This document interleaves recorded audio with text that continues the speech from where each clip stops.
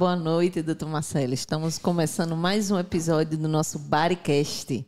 E hoje vamos trazer algumas dúvidas mais comuns dos pacientes quando chegam para a gente no consultório sobre a obesidade, sobre a cirurgia pré, pós. Muitos perguntam, muitos têm vergonha de perguntar, então vamos aproveitar para ouvir aqui. Você também que tem sua dúvida, pode mandar para a gente que a gente vai responder. E vamos começar. Vamos sim. Nosso objetivo aqui é tirar as dúvidas mais frequentes. A gente vai abrir uma caixinha no Instagram também, né, para trazer para cá alguns temas. Mas muitas vezes o paciente não consegue nem ir para a primeira consulta porque tem medo, porque tem vergonha de perguntar. Nosso objetivo é isso aqui, é tirar algumas dessas dúvidas principais. Pronto. Então, a primeira pergunta, a gente já respondeu no episódio anterior, mas é uma pergunta muito frequente. Diariamente, a gente recebe essa pergunta no nosso Instagram, no consultório. Quem é o paciente que pode e que tem indicação de fazer cirurgia bariátrica? De forma objetiva, como nós falamos. Peso dividido pela altura, depois dividir pela altura de novo. Você vai ter o seu IMC. E se esse IMC está acima de 35, não é que você vai ser obrigado a operar, mas você tem indicação do tratamento padrão ouro, a cirurgia bariátrica associada à mudança de vida. Aqueles pacientes com IMC acima de 35, na presença de qualquer comorbidade, pressão alta, diabetes, colesterol elevado, gordura no fígado, ansiedade, depressão, refluxo, apneia do sono, dores nas articulações, esse paciente ele tem indicação de cirurgia e o plano cobre a cirurgia desse paciente. Quem não viu o episódio anterior, não viu que eu falei que eu já fiz cirurgia bariátrica há 9 meses e pegando o gancho do que você falou, quando eu fiz o exame pré-operatório, a ultrassonografia, eu estava com esteatose grave, né? Grau 3. E essa semana eu fiz o exame após 9 meses de cirurgia e eu não tenho esteatose. Meu fígado está totalmente normal. Olha como é importante, né? Que maravilha. E muitas pessoas, assim como a gente falou anteriormente, que a apneia do sono, o paciente acha que é só roncar e é uma doença grave, a esteatose hepática também. Um número alarmante nos Estados Unidos que nós já temos é que a esteatose hepática ela já é causa maior de cirrose e de causa de transplante hepático nos Estados Unidos, maior do que hepatite B e C. Então, esteatose hepática, gordura no fígado, obesidade, já é a primeira causa de transplante de fígado nos Estados Unidos. E a gente vai ver isso aqui também, em breve, infelizmente. Porque a hepatite B e C a gente consegue controlar com vacina, com outras medidas, e a obesidade só aumentando. Né? Mas voltando à pergunta, de forma objetiva, pacientes com IMC acima de 35, na presença de qualquer uma dessas comorbidades, tem indicação de cirurgia. E muitos pacientes, Aline, fazem essa pergunta para a gente, né? Já puxando o gancho da indicação de cirurgia. A cirurgia ela é coberta pelo plano de saúde? Sim, ela é coberta pelo plano de saúde. Se o paciente tem um IMC acima de 35 com comorbidade, o plano de saúde já autoriza. E se o paciente tiver o IMC acima de 40, não precisa ter uma comorbidade associada, o plano de saúde já autoriza. Abaixo de 35 é que ainda não autoriza, né? Em alguns países já libera até 29, né? Isso. IMC 29, a gente vê no Japão, parece que já libera. Exatamente. Se já tiver comorbidade associada. O plano ele vai exigir um rito pré-operatório que tem uma burocracia envolvida, claro, mas existe uma segurança muito grande do paciente. Isso. Que é todo o preparo para a cirurgia, né? Então, já vem outra pergunta, né? Em que consiste esse pré-operatório? A partir do momento que o paciente decide operar, ele passa primeiramente na consulta do cirurgião, que também é uma dúvida, né? Fala assim, doutor, eu quero fazer cirurgia, eu tenho que passar na consulta de quem? O endócrino. Eu vou primeiro onde? Exato. O endócrino tem que me encaminhar, o plano tem que me encaminhar. Não, você vai primeiro para o cirurgião. E o cirurgião vai ver se você tem indicação ou não. E aí ele vai mandar todo o pré-operatório, que vai demorar 1 mês e meio, 2 meses para ele fazer tudo. E esse pré-operatório, como é que o paciente faz, Aline? Pré-operatório consiste em exames, passar por toda a equipe multidisciplinar e, a partir daí, também já se conscientizar que, após a cirurgia, você vai fazer atividade física. Então, eu já entrei na academia, quando eu decidi fazer a cirurgia, quando eu estava em pré-operatório, a gente já começa a atividade física. A gente já começa a criar alguns novos hábitos alimentares. Então, exame de sangue, ultrassom, exame da apneia, bioimpedância, a gente passa por uma avaliação da bioimpedância, ultrassonografia, endoscopia, para ver se está tudo bem, se dá para operar, se o seu estômago está ok. e passar por toda a equipe multidisciplinar. Você tem consulta e orientação com nutricionista, com psicólogo, cardiologista, endocrinologista. E aí, depois que todo mundo libera, você volta para o seu cirurgião, que é quando ele dá o parecer final e já dá o pedido para você levar para o convênio. Exato. Isso daí, em média, demora 1 mês e meio, 2 meses. Lá na Clínica Gastro, nós temos essa vantagem, né? Nós temos um serviço diferenciado de concierge para os pacientes de obesidade, porque eles demoravam 6 meses, 1 ano para fazer os exames todos. E agora a nossa secretária ela tem uma facilidade maior em marcar esses exames e esses agendamentos para que 1 mês e meio, 2 meses esteja com tudo pronto. Ele volta para a consulta, a gente tira as dúvidas, mais dúvidas em relação à cirurgia. Quem quer levar mãe, pai, filho, filha, quer contra. É importante que leve. Isso, é importantíssimo. Que a gente conscientiza toda a família, né? Porque esse paciente precisa ter uma rede de apoio. Exatamente. Esse paciente volta, a gente pede autorização para o plano e o plano pela ANS, Agência Nacional de Saúde, ele tem 15 a 21 dias úteis para autorizar a cirurgia e todos os planos terminam autorizando, né? Uns exigem um relatório a mais, um relatório a menos, um é um pouco mais fácil, um é um pouco mais difícil, mas de modo geral, todos os planos, paciente com IMC acima de 35 e que não estejam na carência do plano, isso é importante, né? Estejam com mais de 2 anos de plano de saúde, que o plano exige isso, 2 anos, esse paciente vai ter sua cirurgia com certeza liberada, né? E o que eu acho interessante, esse serviço que tem lá na clínica, né, que muitos pacientes, por demoravam muito tempo para fazer, desistiam, né? Exato. Durante a caminhada, né? E aí, eita, 6 meses para fazer. Aí você acaba desistindo, porque vai escutando do vizinho, disso e daquilo. Ah, vai demorar tanto. Ah, não quero não. Vou tentar entrar numa academia. E aí você acaba desistindo. Exato. Até falando também desse pré-operatório, uma pergunta que sempre surge na caixinha é: doutor, eu preciso perder peso para a cirurgia? Isso parece ser uma incongruência tão grande, né, para o paciente. E o paciente vem trazendo: doutor, por que eu tenho que perder peso? Se eu vou fazer Muitos acham que tem que ganhar. Por plano autorizar. E infelizmente isso, alguns colegas fizeram isso, né? Chegava um paciente com IMC de 35 já, o cara falava: não engorde, para você ter certeza que o plano vai autorizar. Isso é uma loucura. A gente sabe hoje a nível de trabalho científico, e quanto mais peso você perde antes da cirurgia facilita, melhor. Facilita. A cirurgia fica mais fácil, mais rápida, menos complicação, o fígado fica menor, menos risco de sangramento. A recuperação mais rápida. O paciente fica mais desinflamado, né? Desinflamado, exatamente. Você tem uma recuperação muito mais rápida e, principal, os estudos mostram que pacientes que perdem peso antes vão perder mais peso depois. Exatamente. Isso talvez mostre um comprometimento do paciente, né?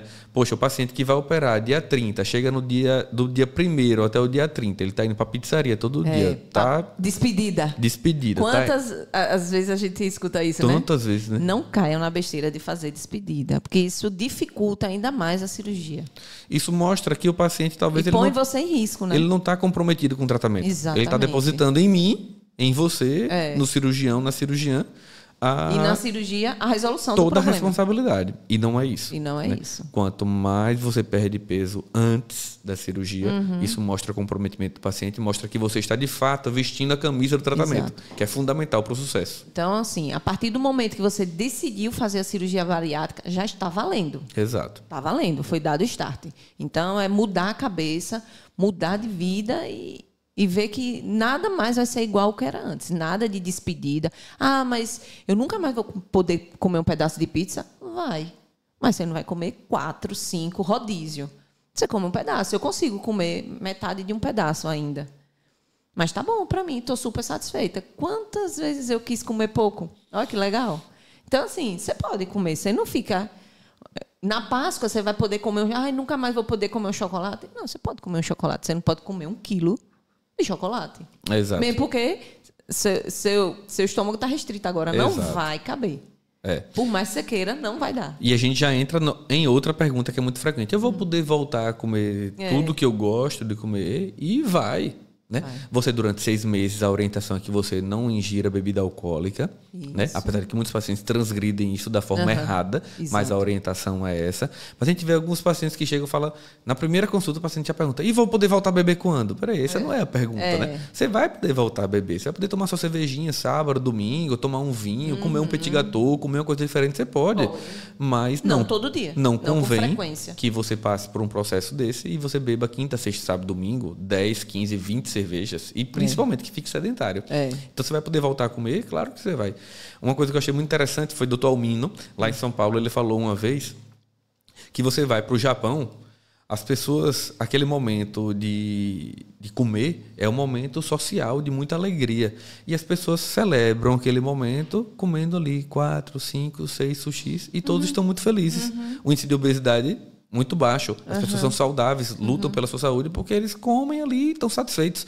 Você vai para Paris, para um restaurante chique, você vê aquela comidinha pequenininha, você come um pouquinho, você se diverte, você ri, você volta para casa tranquilo, você dorme. Você vai para os Estados Unidos, você tem que comer 15, 20 fatias de pizza, 3, 4 hambúrgueres. Não dorme direito. Você só para de comer quando está sem respirar. Gofando, sem respirar, e tem que dormir e vira competição. Ah, você comeu quantas peças de sushi? Eu comi 30. E você de pizza? Eu comi 15 fatias de pizza. Né? Então, isso é uma loucura. Você vai poder voltar a comer tudo? Claro.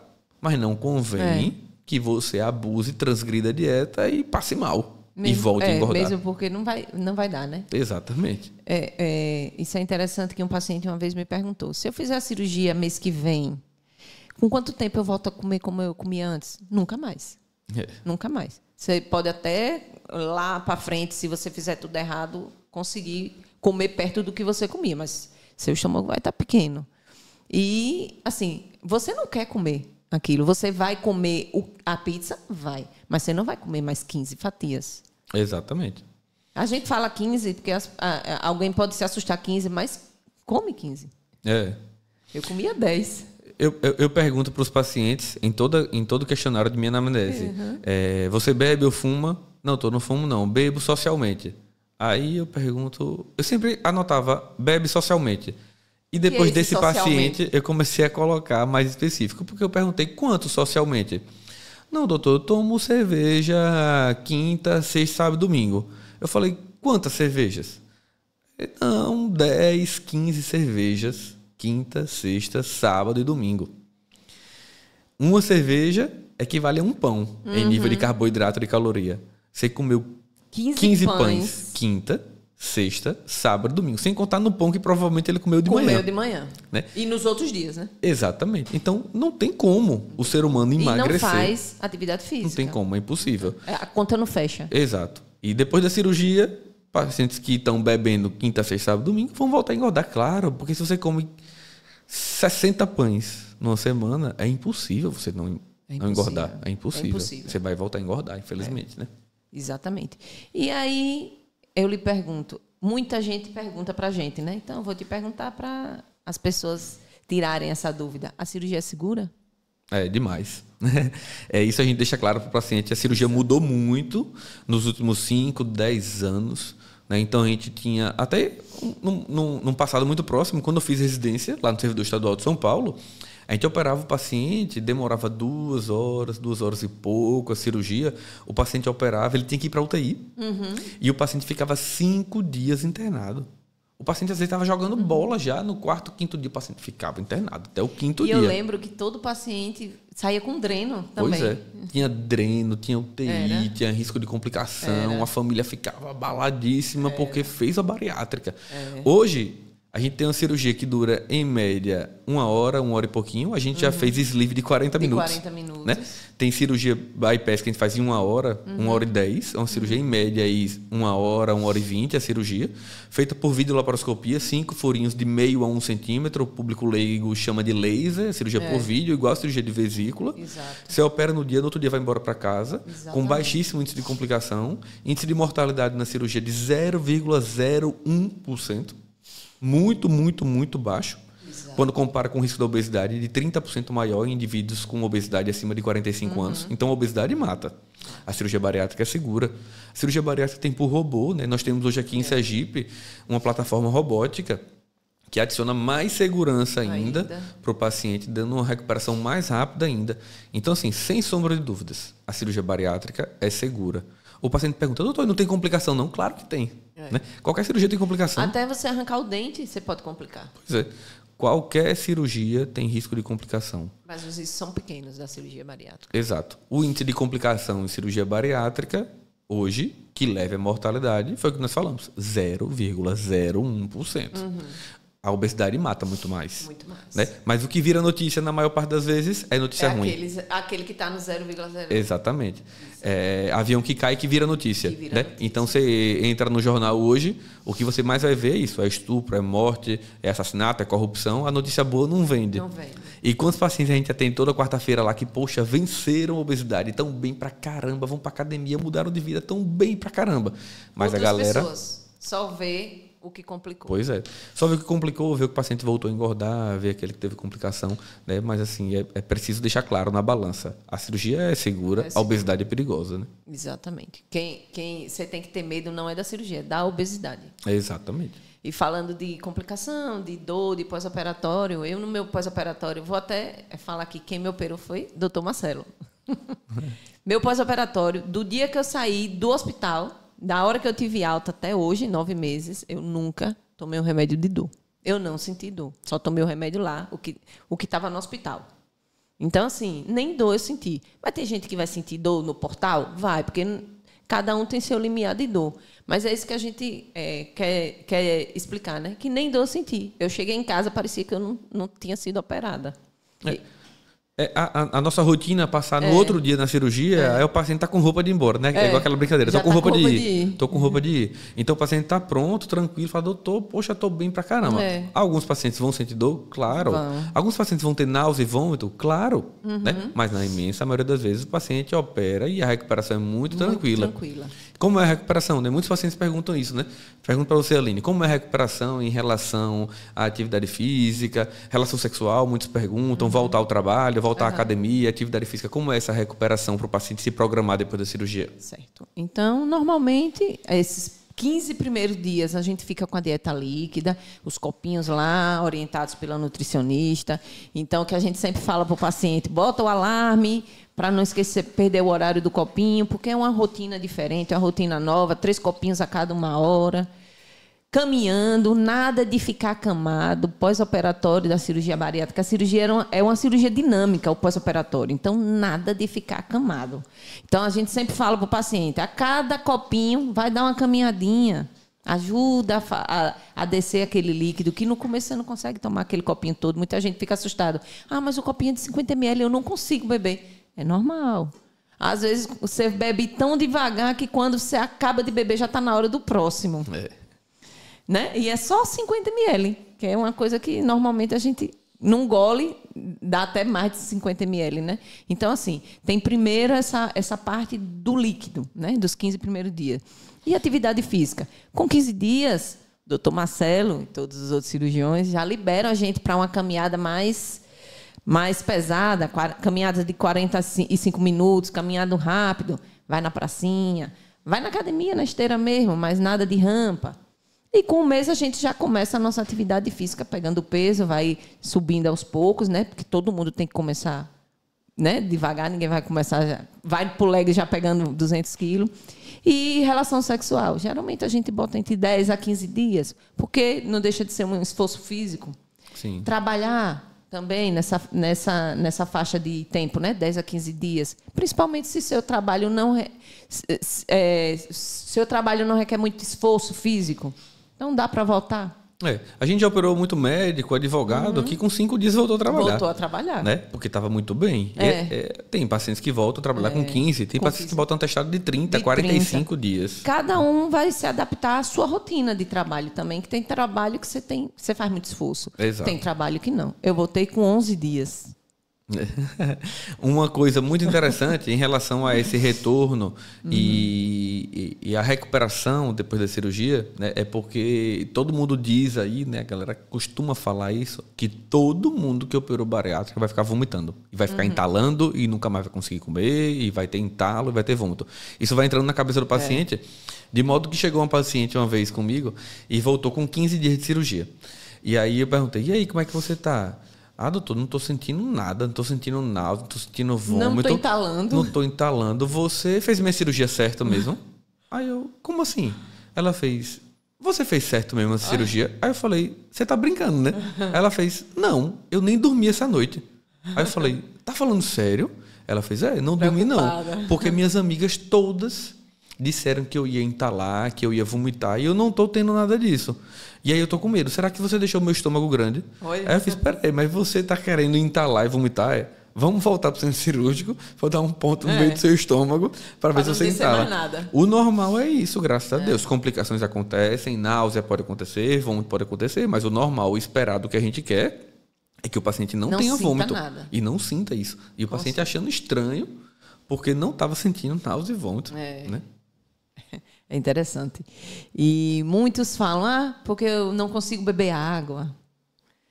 Porque eu gosto de tomar água rápido, guti-guti, né? E nada, não consegue. Tem que ter cuidado agora. Você tem que mastigar devagar, engolir. E você tem que respeitar o tamanho do seu estômago e as quantidades que são orientadas pelas nutricionistas, né? Exato. Vale lembrar que o estômago de um bypass cabe 80 ml. Exatamente. Um estômago de um sleeve cabe 200 ml. É um copo. Se você bebe um copo daquele rápido, vai bater e vai voltar. Vai bater e vai voltar. Né? Isso quer dizer que você não vai poder mais voltar a beber água? Claro que você vai. Mas existe uma adaptação. O estômago dilata um pouquinho, você vai conseguir beber mais rápido depois. Mas no começo tem que ser bem devagarzinho, para você reaprender a se alimentar. Eis aí, então, a grande importância da nutricionista e da psicóloga antes da cirurgia. Né, Thaís, nossa psicóloga, ela orienta o paciente a comer com aquela colherzinha pequenininha, né, com um garfinho pequenininho, para que a pessoa se concentre. Né? O mindfulness, na hora que você vai se alimentar, você tem que se concentrar. Se você está se alimentando, falando no telefone, vendo TV, gritando com seu filho, estressado, tem que voltar para o trabalho, você vai estar lá, porque você não tem nem percepção de quanto você está cheio. É igual a gente quando está no restaurante. Você fala, come tão rápido, às vezes você nem deixou com que aquele estômago mande a mensagem para o seu cérebro de que você está cheio. Você fala, eu quero mais. Aí demora para chegar o segundo pedido. Quando está no meio do caminho, você fala, opa, nem quero mais. Dá para cancelar? Né? Porque é o tempo de você perceber que seu estômago está cheio. E isso acontece na bariátrica, seu estômago está pequenininho. Tá. Né? Você, na verdade, você não está com fome, você está acostumado a comer, você está com vontade de comer. E interessante isso que você falou, que Thaís fala para a gente comer com uma colher pequena, né? No pós-operatório, Bia, que é a nossa nutricionista, ela fala para a gente comer num prato daquele de sobremesa. Inclusive, ela me deu um de presente e eu só como nele. Em casa, eu só uso ele. No hospital, quando eu vou almoçar, eu pego um prato daquele mesmo tamanho. Só pego do grande quando não tem daquele disponível, mas a gente acaba se readaptando às quantidades que a gente pode comer. Então, mesmo no prato grande, hoje eu já boto aquela quantidade que eu boto no prato pequeno. E aí a gente vai aprendendo. Exatamente. Como a gente falou no primeiro episódio, né? Esse primeiro ano é um ano de aprendizado. Você vai aprender tudo, inclusive a comer. Exato.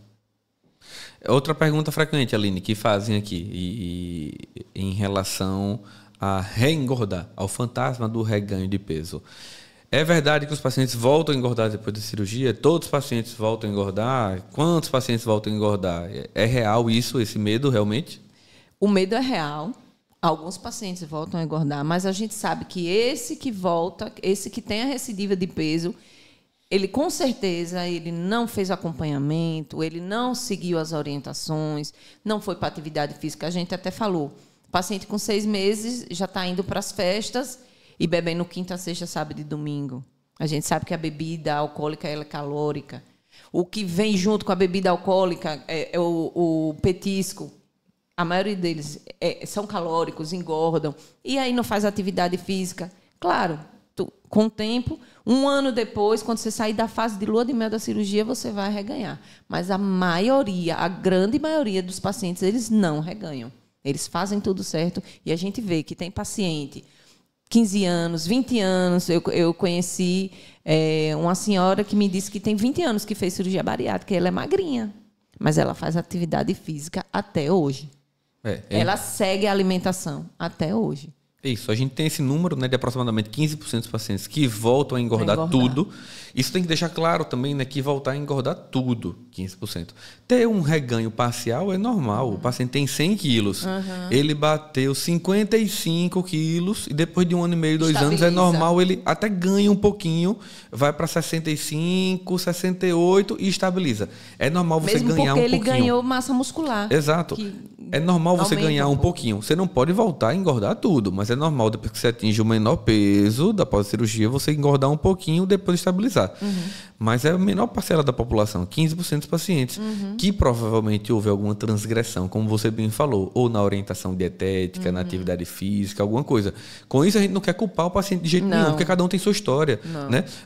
Muitas vezes a gente vê histórias... A culpa não é sua. A gente vê histórias de dor. Né? A gente vê histórias de dor de pacientes que operaram e, sei lá, perdeu um ente querido. Né? Eu já vi isso. A mãe perdeu a filha faleceu, e aí ela começou a tomar um monte de remédio controlado e voltou a engordar e não fez atividade física. É culpa dela? De jeito nenhum. Mas a falta de atividade física e a reeducação alimentar, no caso dela, foi o motivo que levou ao reganho de peso. Mas acontece em 15% dos pacientes, aproximadamente. Né? Recentemente também o pessoal começou a falar um monte de bobagem de um estudo que foi feito e que foi divulgado de forma errada, né, nas redes sociais, em que falava que todos os pacientes que operaram de cirurgia bariátrica, a maior parte voltava a engordar, mas não.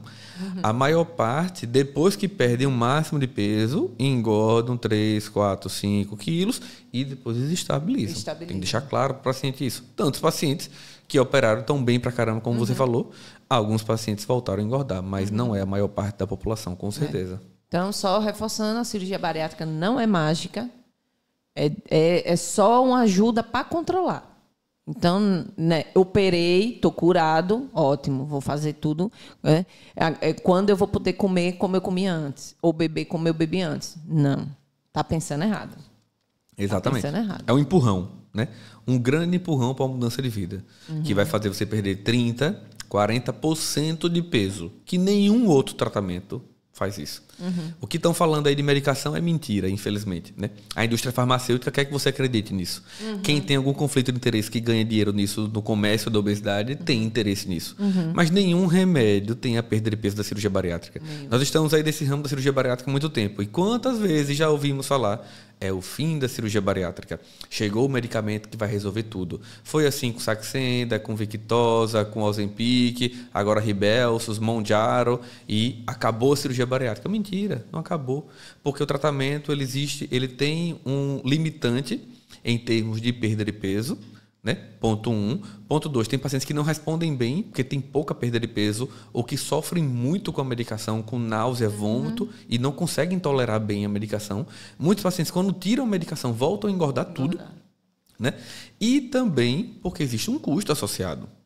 A medicação aí é desde 600, 800 reais por mês até quase 2.000 reais por mês. 2.500, 3.000 reais por mês. Isso é difícil para a realidade do brasileiro. Porque você não vai tomar só uma caixa e parou. Pois é. Você vai tomar mensalmente. Então, infelizmente, o que a indústria farmacêutica quer dizer é que eles perdem peso igual a cirurgia bariátrica. E não tem como, é impossível a gente ver isso na realidade. Não é, né? Não é a mesma perda de peso e a gente tem consciência disso, né? E aproveitando pegando o gancho da medicação e essas receitas milagrosas, tratamentos milagrosos que oferecem, né, que a gente vê no Instagram, que perda de 20 quilos em 2 semanas, em um mês. Isso daí, infelizmente, não existe, né? Eu acredito demais em dieta. E dieta não, na verdade, não gosto nem da palavra dieta, eu gosto de reeducação alimentar. Né? Eu valorizo demais o profissional nutricionista, né? As nossas nutricionistas que atendem lá na clínica, a doutora Beatriz, a doutora Camila, valorizo demais o trabalho delas. Elas são importantes demais nesse acompanhamento por conta dessa ideia da reeducação alimentar, do índice calórico, carboidrato, proteína que cada paciente tem que consumir. Mas essas dietas milagrosas, infelizmente, não funcionam. Né? Aí o paciente vem com dieta da lua, com dieta disso, dieta daquilo. O cara passa uma semana só bebendo líquido, ou então passa 2 dias na semana e que ele come maçã. Come maçã de manhã, de tarde, de noite, de madrugada, só comendo maçã. E a gente vê que, infelizmente, o que acontece é o seguinte: o paciente vai perder peso, claro. Né? Se você come maçã o dia todo, você vai perder peso. Vai perder peso. Né? Mas depois você volta a engordar. Vai desnutrir. Né? E aí, quando você volta a comer normal, você ganha tudo de novo ou até mais. Exatamente. Então, é muito mais complexo tratar a obesidade do que apenas você oferecer uma dieta milagrosa, né? Não existe tratamento sem esforço. Exatamente. Né? Se fosse, tenha medo dessa resposta fácil. Exatamente. Diz que para todo problema complexo existe uma resposta muito fácil e simples, que na imensa maioria das vezes ela está equivocada, né? E na obesidade é a mesma coisa, né? Quantas vezes a gente já vê, né? Shake, pílulas mágicas, coisa que você toma que você não sabe nem o que está tomando. Inclusive, tem umas pílulas dessas que o paciente toma, você fala, o que é que você estava tomando? Doutor, não sei não. Uns protocolos na veia que o paciente tomou, falou, mas o que foi que você tomou? Doutor, não sei não. Eu fiz, como é que você não sabe? Você tomou na sua veia, você não sabe o que foi que você tomou? Não, doutor, não sei não. Eu sei que eu perdi peso. E você, assim, você vai na fragilidade do paciente, né? Aquele paciente tá fragilizado. Ele quer perder de qualquer jeito, então acredita em tudo. Exatamente. Acredita. E aí faz coisas que nem sabe o que é. Exatamente. A gente vê paciente, às vezes, que veio de outros profissionais com, às vezes, o exame de sangue do paciente. Tem 100, 150 folhas de exame de sangue. O doente, doutor, eu colhi 40 tubos de sangue. Eu fiz, meu Deus do céu. Quando ele me dá a quantidade de exame laboratorial que ele pediu, tem tanta coisa ali que eu nunca vi na minha vida, em 6 anos de medicina, 4 anos de residência, no mestrado, no trabalho com obesidade. Não sabe nem o que é. Tem coisa que eu não sei. Doutor, tal proteína do tipo Z2, APD4 deu baixa. Eu não sei o que é isso. Eu não sabia nem que existia. Doutor, ela quando ouviu aí esse exame, ela disse que eu precisava fazer um protocolo de não sei o que lá, perere para. Então tem que ter cuidado, né? Existem tratamentos intravenosos que são muito bons. Existem protocolos sérios. Exato. Existem profissionais que trabalham de forma ética. É só a cirurgia que funciona de jeito nenhum, né? Muita dieta funciona, muita medicação funciona, o balão funciona, o tratamento intravenoso funciona, muita coisa funciona. Mas tem que ter um pouco de noção para você ver que existem algumas coisas que quando você questiona o médico, mas não sabe nem responder, né? Isso aí deu baixo, não se preocupe não, tem um protocolo aqui que vai repor, que vai resolver isso. Então tem que ter cuidado, né? Porque é o que a gente falou, infelizmente, a obesidade virou um comércio, né? E a gente não quer isso. A gente quer tratar a obesidade de forma respeitosa, de forma ética, né? Segura. Todo paciente tem que operar? De jeito nenhum, né? Tanto paciente que procura a gente no consultório que não tem indicação de cirurgia, que eu mando procurar um endócrino, um nutrólogo, nutricionista, atividade física. Outros pacientes, a gente já pegou uma vez uma colega médica que veio para o consultório para a gente e completamente desorientada em relação à mudança de atividade física, à reeducação alimentar. A mulher queria operar. Ela só queria operar. E aí eu falava, não, mas você tem consciência que você vai ter que mudar de vida, vai ter que atividade física, a Coca-Cola que você bebe muito, dá muito plantão. Não quero saber nada disso não. Não quero saber disso não, doutor. Eu quero operar, vamos marcar minha cirurgia, Aí eu, peraí. Aí ela foi para a psicóloga. A psicóloga, de uma forma muito respeitosa, avaliou ela, né? E disse, olha, Marcelo, essa paciente ela não tem condição de operar agora. Ela precisa fazer terapia, ela tem transtorno de compulsão alimentar, ela tem ansiedade, ela não está aceitando a ideia de atividade física, de uma vida nova, de reeducação alimentar. Eu acho melhor você esperar 3, 4 meses para operar essa paciente. Aí eu fui falar isso para ela. Ela se doeu, né? Uma colega médica. Ela se doeu e o que aconteceu? 15 dias depois encontrei ela no centro cirúrgico, sendo operada por outro colega. Pessoa. Qual é a chance de dar certo esse tratamento dessa paciente? Né? Nenhum, infelizmente. Porque a paciente só quis operar. Não é só operar. Nenhum tratamento que você fizer sozinho resolve. Para os primeiros 15 dias, para os próximos 30, para os anos seguintes, você tem que estar preparado, porque é tudo muito novo, tudo muito diferente. Exatamente. Você tem que estar pronto para os 3 dias que antecedem a cirurgia, porque muita gente já fica, né, meio assustado, né, com a dieta pré, né, a dieta líquida. Eu não aguentei, eu estou enlouquecendo. Então, você tem que estar preparado. E a gente explica tudo. A pessoa já vai com tudo certo na cabeça, o que vai passar em cada fase pós-operatória. E é difícil, mas cada fase vai valer muito a pena. Exato. A gente já peguei paciente com IMC de 33, 34 no consultório, e aí eu falo sobre a possibilidade também da cirurgia, não é uma indicação clássica, mas é uma possibilidade de tratamento, e o paciente fala, doutor, eu não quero operar, eu não estou preparada psicologicamente para operar. Eu fiz, então quem não quer te operar sou eu, por todo o respeito e empatia que eu tenho pela doença, eu sei que você não é o melhor paciente para operar agora. Então, o que é que a gente faz para esse paciente? Você escolhe algum tratamento. Tratamento medicamentoso funciona. Tratamento com balão funciona. A cirurgia funciona. Mas qualquer um desses tratamentos, a base de qualquer tratamento é uma mudança de vida.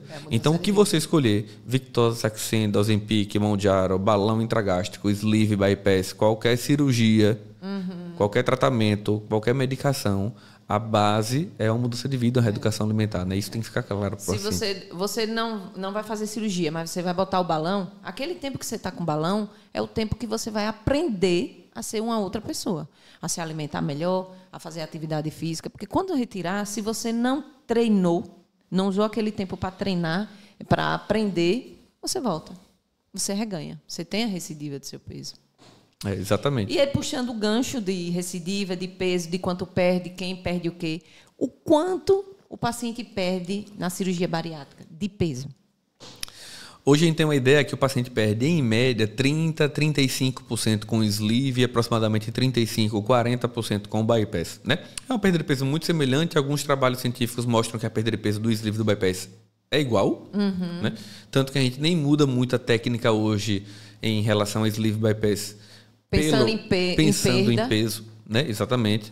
É uma dúvida também frequente, entra nesse parênteses, né? Quando sleeve, quando bypass, de modo geral, a gente lá na nossa equipe, né? Existem várias formas de pensar, mas a gente lá na Gastros, a gente tem, de modo geral, o paciente que tem refluxo, queimação, azia, regurgitação, ou o paciente que tem diabetes grave, de modo geral, a gente vai para o bypass. É uma cirurgia que promove um desvio do intestino, é uma cirurgia que aumenta muito o GLP-1, GLP-2, PYY, hormônios que diminuem a resistência insulínica e aumentam a saciedade precoce. A gente tem um índice grande de cura de diabetes e de refluxo nesse paciente. Se ele não tem diabetes, não tem refluxo, ele é candidato a um sleeve. A gastrectomia vertical ficou famosa agora aí, Jojo Todinho, Tarcísio do Acordeon, André Marques, alguns pacientes que fizeram e tem um excelente perda de peso. Mas assim, de modo geral, é 30% a 40% de perda de peso. Isso a gente deixa claro. Por quê? Porque tem gente que acha que tem 100 quilos, doutor, não quero operar não, porque eu vou pesar 30 quilos. Claro que não.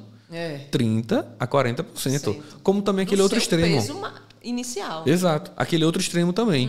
Um ser humano que não operou com 100, 120 vai deixar para operar com 200 quilos, ele vai perder 30%, 40% desse peso, em média. Né? Então, a média de perda de peso é essa daí, 30%, 40% ao longo de 1 ano e meio, 2 anos. Isso também deixa claro. Né? Pacientes que ficam angustiados, doutor, pelo amor de Deus, eu estou preocupada não porque... Não estou perdendo peso. Em 15 dias de cirurgia, eu perdi só 6 quilos. Eu fiz, calma. E perdeu muito já. Tem 15 dias de cirurgia. Você vai ter 1 ano e meio, 2 anos para perder peso. Essa ansiedade, ela ronda o tempo todo, né? E por isso que a gente diz, não vá pesar. Vem uma balança, não suba. Deixa para fazer a bioimpedância aqui com a gente. Porque, às vezes, você não vê esse peso todo perdendo e você começa a ficar ansioso. Mas não é só perder peso. Quando é que você sabe que a cirurgia está funcionando? Não é só porque você perdeu peso. Você melhorou da diabetes, você melhorou da pressão alta. Dormindo melhor. Você está dormindo melhor. Então, funcionou a cirurgia, está funcionando. Roupas, né, que mudam roupas, muito rápido. Os pacientes falam, mas aí eu não vou pesar, como é que eu vou saber? Então, eu sempre oriento. Eu sempre digo assim, sabe um número bom para você seguir? Siga o número da calça, que você vai ver que você está perdendo. Mas não fique... Passa na frente da farmácia, pesa. Não é assim. Outra coisa, ficar se comparando com a vizinha. Eu operei junto com a minha amiga e ela já perdeu 30 quilos e eu só perdi 15.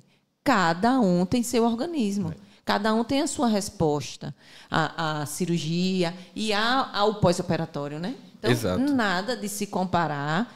Você vai perder... sua amiga vai perder. Você está ganhando massa magra, que vai aumentar um pouco o seu peso.